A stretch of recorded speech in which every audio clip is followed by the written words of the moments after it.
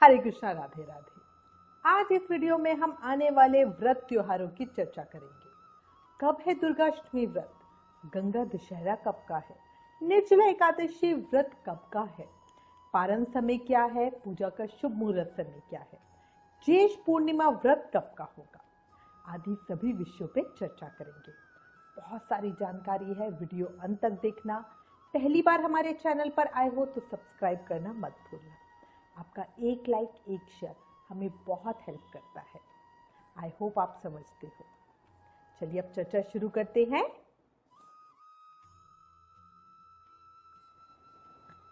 सबसे पहले चर्चा मासिक दुर्गा अष्टमी व्रत की करते हैं। शक्ति के उपासक हर महीने शुक्ल पक्ष की अष्टमी को मां दुर्गा के निमित्त विशेष पूजा और व्रत करते हैं।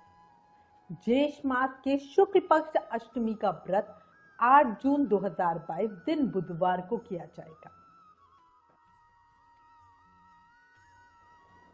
अब गंगा दशहरा की चर्चा करते हैं। गंगा दशहरा बहुत ही पुण्य देने वाला दिन है। मां गंगा को पाप नाशनी कहते हैं। गंगा में स्नान करने मात्र से हमारे सभी पापों का अंत होता है। गंगा दशहरे वाले दिन मां गंगा का अवतरण धरती पर हुआ था, इसलिए इस दिन कोशिश करें और गंगा स्नान जरूर करें। अगर गंगा स्नान जाना पॉसिबल ना हो तो घर में ही नहाने के जल में गंगा जल मिला के स्नान जरूर करें। गंगा दशहरे का पर्व हम 9 जून 2022 दिन वीरवार या बृहस्पतिवार को मनाएंगे। स्क्रीन पर टाइमिंग आ रहे हैं दशमी तिथि के। अपनी आगे आने वाली वीडियोस में आपको मां गंगा की पूजा विधि और मां गंगा की पावन कथा भी सुनाऊंगी। अब कई लोग प्रश्न करेंगे 8 जून को अष्टमी और 9 जून को गंगा दशहरा, तो फिर नवमी तिथि कहाँ गई? तो देखो, अष्टमी तिथि जो हमारी है वो प्रारंभ 7 जून को 7:54 पे हो रही है और खत्म समाप्त हमारी अष्टमी तिथि 8 जून को सुबह 8:30 पे हो रही है। सूर्योदय में 8 जून को हमारा अष्टमी उपवास किया जाएगा और 9 जून को दशमी तिथि मनाई जाएगी। अब निर्जला एकादशी व्रत की चर्चा करते हैं।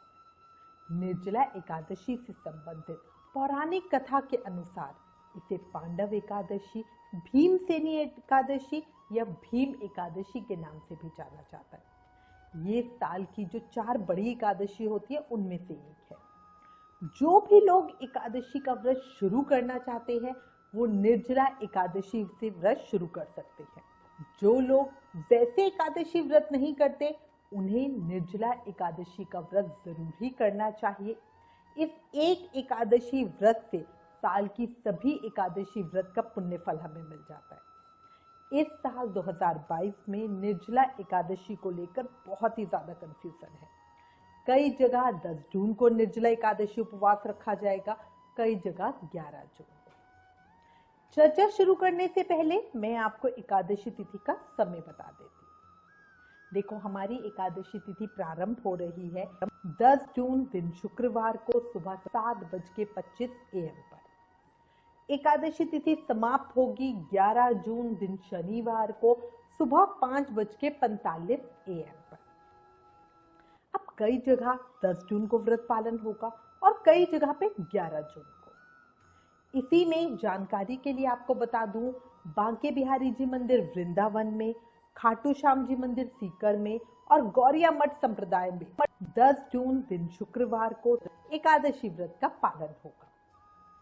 वहीं राधा रमन जी मंदिर वृंदावन में, इस्कॉन में 11 जून दिन शनिवार को एकादशी व्रत का पालन होगा। अब बहुत कंफ्यूजन है हमें किस दिन व्रत रखना चाहिए। तो देखो, 11 जून को बहुत सुंदर त्रिस्पर्शा महाद्वादशी योग बन रहा है। अपनी पहले की वीडियोस में भी बताया था, जब भी महाद्वादशी योग हो तब उसी में उपवास करने से एकादशी व्रत से भी हमें सहस्त्र गुना ज्यादा फल मिलता है। सहस्त्र मतलब 1000 गुना। 8 तरह के महाद्वादशी योग होते हैं।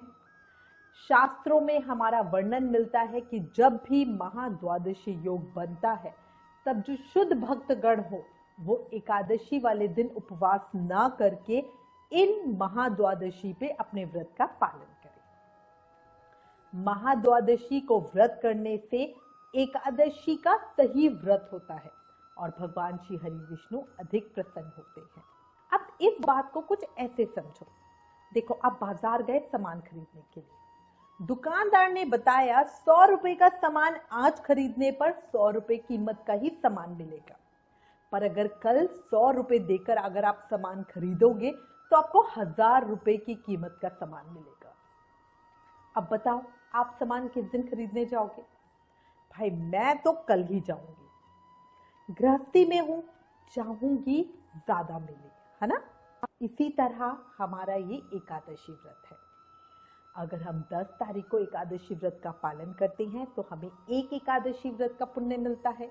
वहीं अगर हम 11 तारीख को एकादशी व्रत का पालन करते हैं तो एक व्रत से हमें 1000 एकादशी व्रत के समान फल की प्राप्ति होती है। अब प्रश्न आता है, ये त्रिस्पर्शा महाद्वादशी योग होता क्या है?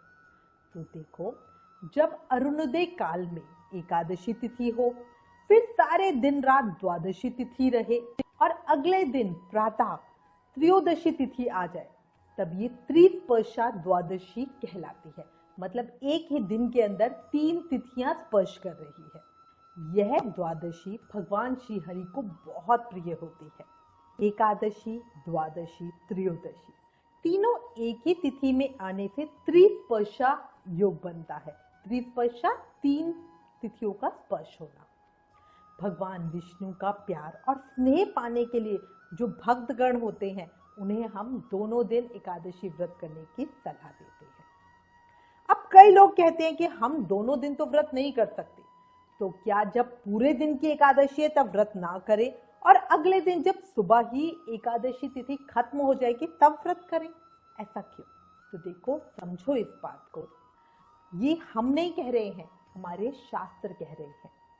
महाद्वादशी के व्रत को एकादशी व्रत से ज्यादा महत्व दिया गया है।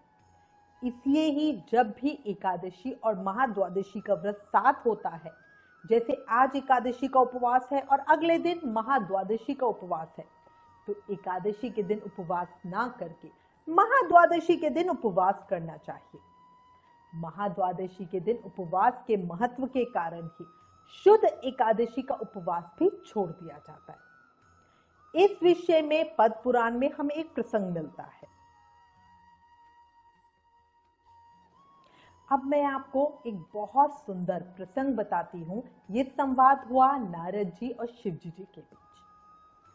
पद्म पुराण के अनुसार एक समय देव ऋषि नारद जी ने भगवान शिव जी से पूछा, हे सर्वेश्वर, आप त्रिस्पर्शा नामक व्रत का वर्णन कीजिए, जिसे सुनकर लोग कर्म बंधन से मुक्त हो जाते हैं। महादेव जी बोले, हे विद्वान, देवादिदेव भगवान ने मोक्ष प्राप्ति के लिए इस व्रत की सृष्टि की है, इसलिए इसे वैष्णव तिथि कहते हैं। भगवान माधव ने गंगा जी के पाप मुक्ति के बारे में पूछने पर बताया था कि जब एक ही दिन एकादशी, द्वादशी तथा रात्रि के अंतिम पहर में त्रयोदशी तिथि हो तो इसे त्रिस्पर्शा समझना चाहिए। ये तिथि धर्म, अर्थ, काम और मोक्ष देने वाली तथा 100 करोड़ तीर्थों से भी अधिक महत्वपूर्ण है। इस दिन भगवान के साथ अपने सदगुरु की पूजा करनी चाहिए। एक त्रिस्पर्शा एकादशी के उपवास से 1000 एकादशी व्रत का फल मिल जाता है। इस एकादशी को रात में जागरण करने वाला भगवान विष्णु के स्वरूप में लीन हो जाता है। ये व्रत संपूर्ण पाप राशियों का शमन करने वाला, महान दुखों का विनाशक और संपूर्ण कामनाओं का दाता है। इस त्रिस्पर्शा के उपवास से ब्रह्म हत्या जैसे महापाप भी नष्ट हो जाते हैं। 1000 अश्वमेघ और 100 वाजपेयी यज्ञों का फल मिल जाता है एक व्रत करने से। ये व्रत करने वाला पितृकुल, मातृकुल तथा पत्नी कुल के सहित विष्णु लोक में प्रतिष्ठित होता है। इस दिन द्वादक्षर मंत्र अर्थात ओम नमो भगवते वासुदेवाय का जाप करना चाहिए। जिसने इस त्रिस्पर्शा महाद्वादशी का व्रत कर लिया, उसने संपूर्ण व्रतों का अनुष्ठान कर लिया। तो देखा आपने, इस प्रसंग में हमें महाद्वादशी का महत्व स्पष्ट रूप से पता चलता है। हमारे घर में 11 जून को ही एकादशी व्रत का पालन होगा। मैं पर्सनली सबको सजेस्ट करूंगी या तो दोनों दिन व्रत कर लो या 11 जून को व्रत करो। इसमें एक बात और याद रखना, जो भी लोग वैसे व्रत नहीं करते, सिर्फ निर्जला एकादशी का व्रत करते हैं या साल में कोई एक दो बड़ी एकादशियों का व्रत करते हैं, वो एकादशी व्रत का पालन 10 जून को ही करें। जो लोग साल की सभी एकादशियों का व्रत करते हैं वो निश्चित रूप से 11 जून को ही एकादशी का व्रत करें। अब एक प्रश्न और आया है, दोनों दिन का व्रत कैसे करें? तो देखो, 9 जून को एक समय भोजन करें और दशमी के नियमों का पालन करें। 10 जून को सुबह विशेष पूजा करें और अपने व्रत का संकल्प लें और संकल्प करते हुए बोलें कि मैं 48 घंटे का व्रत करूंगी। फिर शाम की पूजा के बाद अगर आप चाहो तो फलहार ले सकते हो, क्योंकि बिना खाए दोनों दिन रहना कई लोगों के लिए मुश्किल होता है। अगर आप रह सकते हो तो बहुत ही अच्छा है। फिर अगले दिन 11 जून को अपनी सामर्थ्य के अनुसार निर्जल या जैसा आप चाहो वैसे व्रत का नियम लो। व्रत का पारण 12 जून को करेंगे। तो इस तरह आप आसानी से व्रत कर सकते हो।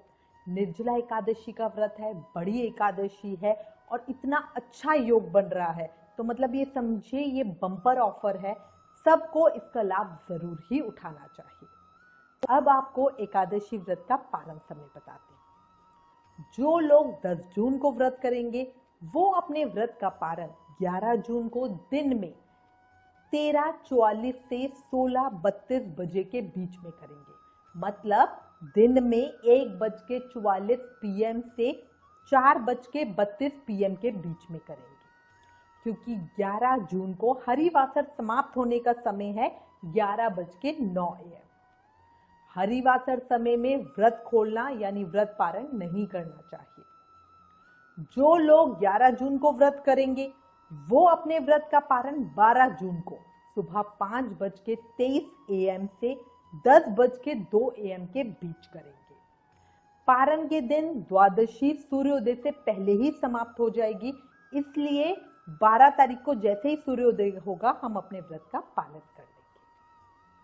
अब कई जगहों पे बहुत सारी भ्रांतियां फैलाई जा रही है, क्योंकि बुद्धिजीवी लोग हैं, उन्होंने जो पंचांग की गणना होती है, कैलकुलेशन होती है, उसे ही पूरी तरह चेंज कर दिया।